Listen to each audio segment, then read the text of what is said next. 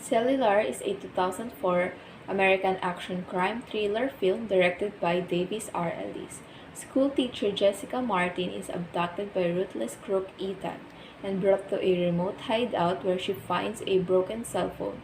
Unfortunately, when she tries to use the malfunctioning cell phone to contact the authorities, she accidentally reaches college student named Ryan, the young man who wants to help Jessica, but Jessica has no idea where her captors have taken her, and Ryan must scramble to figure out where she is before his cell phone goes dead. Go on further, what is psychophysics? Psychophysics is a field of energy that produce physical sound waves or electromagnetic radiation that is quantified and connected to the dimension of feeling we experience, such as loudness or brightness, or our sensors provide the most crucial information throughout our brain. In relation to the movie, the cellular, first is Jessica was kidnapped by the kidnappers, and he was put in an attic where there is a phone, but before he could contact someone, the phone was broken, and after that, uh, he after the kidnapper was left after the kidnapper left, she tinkered with the telephone, in which he accidentally called a person named Ryan, in which uses an old phone which is a Nokia.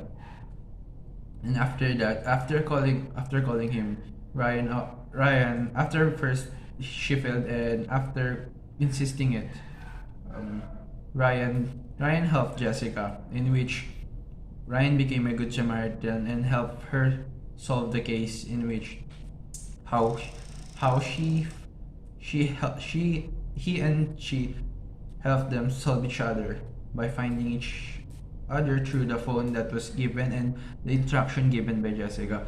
And throughout the story, Ryan, a good Samaritan, helped his, in which psychophysics was that by through the phone that was connected throughout, and they connected throughout the movie by contacting each other and never leaving the phone, in which helped solve the case, and Ryan saved his family. And at the end of the movie, it Jessica thanked him for saving his family and answering that phone, in which he joked that she should never call him again.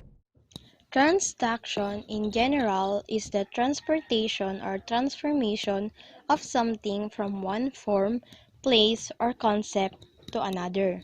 In psychology, transduction refers to reasoning from specific cases to general cases, typically employed by children during their development. The five senses, vision, hearing, touch, and taste or smell, allow physical stimulation around us to turn to neural stimulation, which is sent to the brain. Vision is from light reflecting off objects around us. Hearing is from the vibrations caused by change in air pressure. Touch is from the signals in our skin feeling the pressure of objects touching us, and taste or smell is from the molecules in the air or in our saliva that let us know that we are smelling or tasting. Cyclic guanosine monophosphate or CGMP plays an important role in visual transductions. This fact was well rooted when Fesenko demonstrated that this nucleotide CGMP was able to directly regulate a new assortment of membrane channels now called the nucleotide gate-dedication channels. This was how the route from the light to a change in the rod receptor membrane conductance was conclusively organized in the 20th century, and has been represented in more insightful detail over the past 10 years. While a threshold is the minimum amount of stimulation needed to start a neural impulse, the electrical impulses that travel throughout your body carry important information. In psychophysics, sensory threshold is the weakest stimulus that an organism can sense. Unless otherwise indicated, It is usually defined as the weakest stimulus that can be detected half the time. For example, as indicated by a point on a probability curve, methods have been developed to a measure threshold in any of the senses.